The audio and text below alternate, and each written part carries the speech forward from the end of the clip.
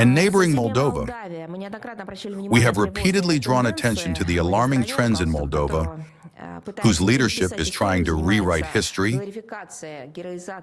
glorifying Nazi criminals and their accomplices, while at the same time belittling the feat of the Red Army soldiers who gave their lives to liberate the Republic from the Romanian fascist invaders.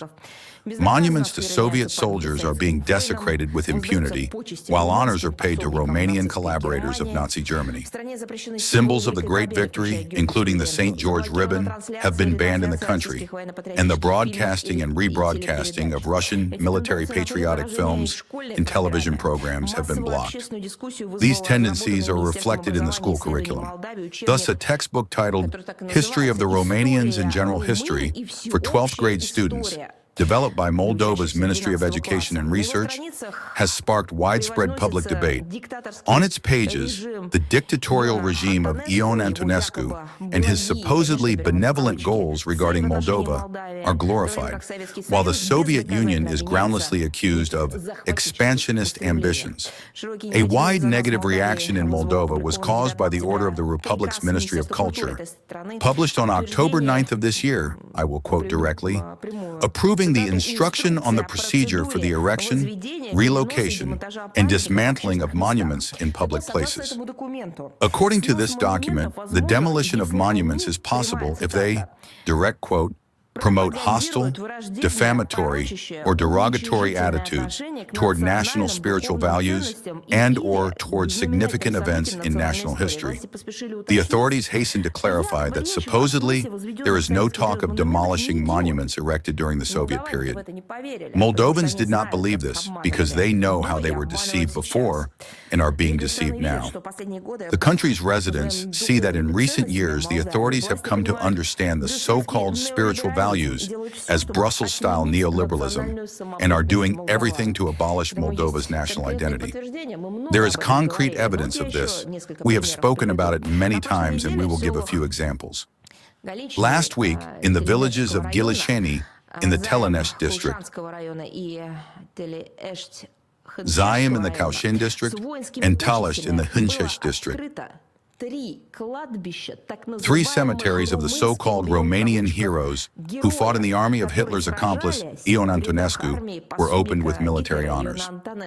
On October 22nd of this year, an act of vandalism was recorded in Chișinău against a commemorative inscription on the building of the National Children's Library, named after Creanga, which had been placed in honor of the Soviet soldiers who cleared mines in the Moldovan capital after its liberation from Romanian fascist occupation.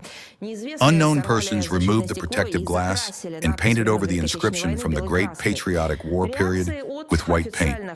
As usual, there was no reaction from the official authorities of the Republic.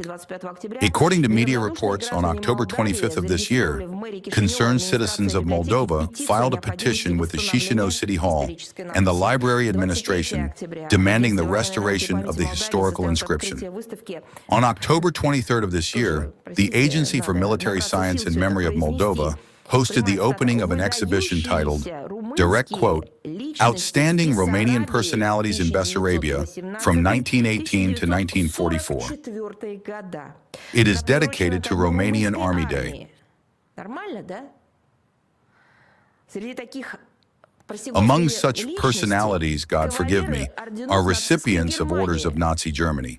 The most interesting thing is that modern Germany is keeping quiet. And where, by the way, is Israel? I'm just curious, the ones who fight so hard against the Holocaust and its criminals. The Israeli authorities usually react sharply to any manifestation of disrespect toward the memory of Holocaust victims. It's either the wrong dance or the wrong song.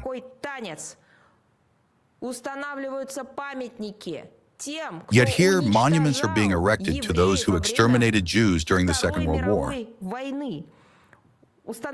Monuments are being erected to Romanian collaborators of the Third Reich.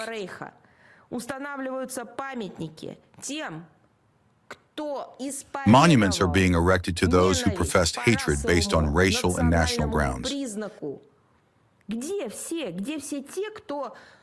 Where are all those who, several times a year, celebrate the International Day established by a resolution of the UN General Assembly and other commemorative dates related to the Holocaust? Where are they all? Or is this not about the Holocaust? Or is the Holocaust supposed to be commemorated in some other formats? But here it is, the very same Holocaust that raged, including on the territory where Romanian collaborators operated. Yet for some reason, everyone is silent. I want to ask, why are you silent? After all, this exhibition I am speaking about is dedicated to those who gave orders to kill and torture peaceful civilians living on Moldovan soil of all nationalities. Look, Russia is speaking up again. Russia is sounding the alarm again. Where is everyone? After all, I'll say it again, the Romanian collaborators who operated in Moldova killed people of various nationalities. It is obvious that the attempts of official Chisinau to rewrite history are yet another manifestation, not only of its disrespectful but barbaric attitude toward the history and culture of the Republic of Moldova, toward the victims of the Romanian fascist occupiers and their descendants. The Moldovan people have already given this policy a harsh negative assessment. It is regrettable that the country's authorities remain indifferent to their opinion. But on the other hand, how can it be regrettable when we understand that it is precisely the current authorities of today's Moldova who are the conduits of anti-Moldovan ideology and policy?